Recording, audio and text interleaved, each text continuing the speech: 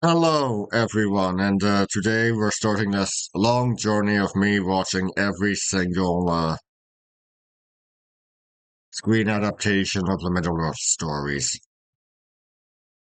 Oh, good lord.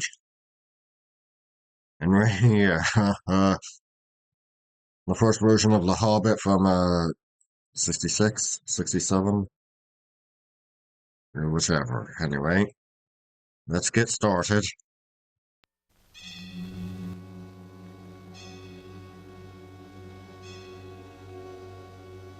This was Dale, the city of golden bells, in the time of Middle-earth, before men came to power and ruined magic forever.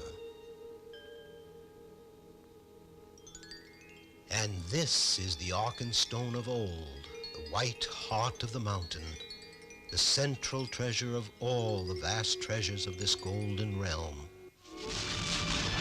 Suddenly, it was all destroyed by the monster lizard Slag the Terrible. Slag, the Like, agent of evil on Earth. And he dragged off the treasures of Dale, even the Arkenstone itself. the Only three Dark survived the Dale, fall. oh, A jeez. watchman who slept when the dragon came creeping. Torin Oakenshield, general of the now destroyed garrison of Dale. What? And Princess Mika Milovana, who sadly watched the crumbling ashes of her once golden realm. Gandalf, whispered General Oakenshield. Only the great wizard Gandalf can help us now. Yeah, this is my third time watching this. J.R.R. Tolkien's The Hobbit. Calling it J.R.R. Tolkien's The Hobbit is very generous. Herbert Three Taft. For a moment ragged I thought I boys, said Herbert squatters of Ass. Dale, the burned city of golden bells, came to the lonely tower of Gandalf the Grey. What? So it has come to pass, said the great wizard, that Dale has been destroyed by Slag, and that he nests on the treasure in the carved halls under Lonely Mountain, just as it is written in the great book. Then it is clear that the time has come, the time of the Hobbit. Far away from all the troubles of dragons and treasure lived a certain hobbit. Like all hobbits, he lived in a hole in the ground. It was a very comfortable hole, full of everything needed for a cozy, secure life. A far different sort of life than that of his great-great-great-great-grand hobbit. This settled and satisfied hobbit was named Bilbo Baggins, and he didn't know that his time had come. All at once they were there, eating his food, shouting for more, filling the air with terrifying words about dragons, fire, stolen gold, and death. I don't know who you are. I don't know what you are all talking about, cried Bilbo Baggins. We are talking about you, said the wizard Gandalf. You are the chosen dragon killer. You shall lead this group over the impassable barricade mountains, through the impenetrable Mirkwood forest, across the poisonous desolation of Slag, to Lonely Mountain itself, wherein the horrid creature lies. You must creep into the deepest great chamber of the old jewel mines of Dale and kill the fire-spitting dragon Slag. A What? fascinating story, said the small hobbit. And now, if you have all No, finished your that's not breakfast, it's been a what. great pleasure to meet you, and I wish you lots of luck and all speed. But it is written in the prophecies, said General Torin Prophecy Oakenshield. We cannot nonsense. go without you. Then don't go at all, shouted Bilbo. Leave that old dragon be. The princess was furious and impatient with all this talk.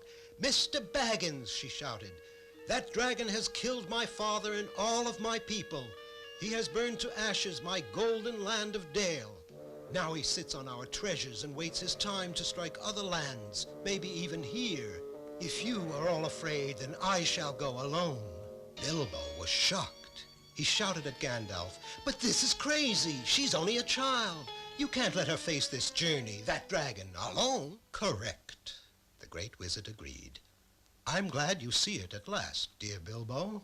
You can start first thing in the morning.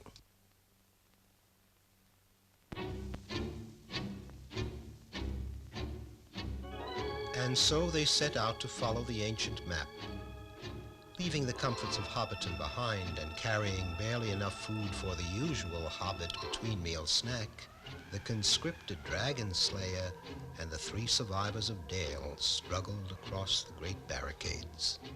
Gandalf the Grey watched from his own distance. He knew well what terror waited along this craggy path. A crushed cabin burns a stolen lamb to feed groans, hungry brutes with skin as thick as bark. But people meat is their favorite Bones, what? food. The legends say that groans must be in their caves before sunrise, or they'll surely turn into dry trees rooted to the ground forever. But there was a long night ahead, and this puny lamb would serve only I as don't an see much of a appetizer. point in changing it from drones to something completely made up. The smell of roasting lamb was too much for the starving hobbit, but the others, being bigger and even hungrier, knocked him spinning into a hollow log. In no time at all, the 3 were tied to the roasting spit. But the second groan was angry that the first had burned the lamb and demanded that the new victim should be boiled instead of roasted. The first groan furiously knocked the spit from the flames and shouted that the second should be happy to have people flesh at all. Now the hobbit saw that he might save the others if he could just keep the brutish groans fighting among themselves. He was a good mimic, and he hoped the hollow log would amplify his small voice. The second groan's lips didn't move, but his voice seemed to shout, "No stupid ape like you can tell me how to eat my food." "Who are you calling stupid, you ugly knothead?" roared the first. Soon the dull-witted groans forgot all about their dinner and were busily trying to kill one another. They fought and cursed each other through the night till the first rays of the sun caught them by surprise. Bilbo had tricked them, and now they would be rooted to this spot forever. 2 less groans and 2 more gnarled dead trees. As they moved forward again across the great barricades, the survivors had a new opinion of their small hobbit dragon slayer. Perhaps he might prove useful after all, thought Torrin Oakenshield. Then, suddenly, Bilbo was gone. Down through a crevasse with a soundless scream as the others trudged on. Down past the chewed rock tunnels of the hateful grablins who kill and eat only for spite. Down Grablins? to the roots of the mountain. Oh my god. Down to where there is none but gloom. What? Unremembered years before, a weak and rejected creature found what Gandalf the Grey still seeks, the one ring of power. He had crept into the inky depths to hide it here, on this black isle where the hobbit had now fallen, and he had cringed with his ring alone in the dark so long that he could speak only to his miserable self, Gloom. "What horrid little nasty has come to steal our ring, my precious? We must squeeze it till it dies, yes? Gloom? We durstn't let Well, it that's take our not too dearest far ring. from the pronunciation that was in, you know, the BBC radio version from '68. It was Bilbo Baggins the Hobbit. That is He not. felt the ring's Bilbo power is not the might ring's help true him against the bearer. dragon slag. Bilbo made a mighty leap on his broad hobbit feet, clear to the shore, and darted up the nearest tunnel as fast as he could go. "Curse him and crush him," wailed Gloom. "We must catch the tricksy thief before it reaches the outside." And the wretched thing waddled right past Bilbo, who of course didn't know the way out, but who guessed that Gloom did. And Gloom led him through the only tunnel unknown to the evil grablins and directly into the blessed sunlight.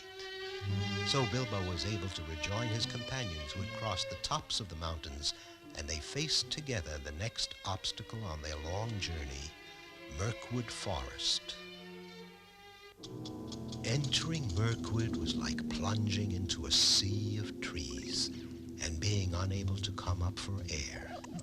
An eternal, endless forest whose mists were as poisonous as its vegetation. The 4 travelers were starved and exhausted, but they pushed on, compulsively determined to bring themselves to the most hideous danger of all. Lonely Mountain. No spiders, no elves. Dragon slag. There he lay, the vast red gold dragon, fast asleep, in this immense hall that once was the jewel mine of Dale. Ironically, Slag had dragged these same jewels from the treasury of the Golden City he destroyed back to the very place of their origin.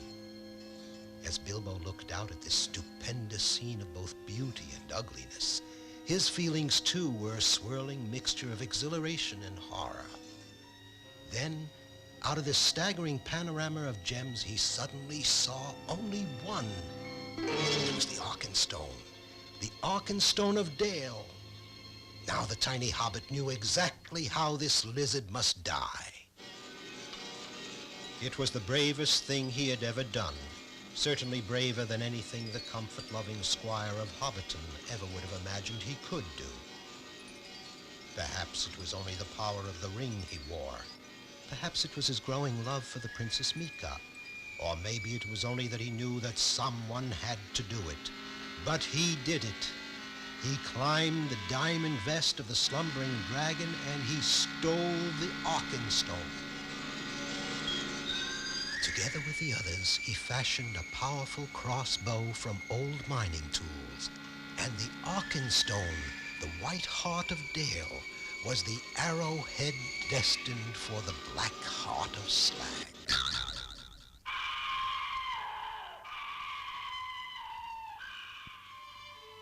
And so he did it, just as Gandalf knew he would. And the city of Golden Bells was built again, and Bilbo and Mika reigned there together. But finally they returned to that quiet, comfortable life in Hobbiton, until the next time that Gandalf the Grey would knock upon the round, green door. Yes, well, that third time watching this, and it's even more dreadful than the previous two times. If you ever wonder how I can have such a high tolerance for rings of power, it's because I've now seen this 3 times. Anyway, that would be it for today. I'll see you all next time. See ya!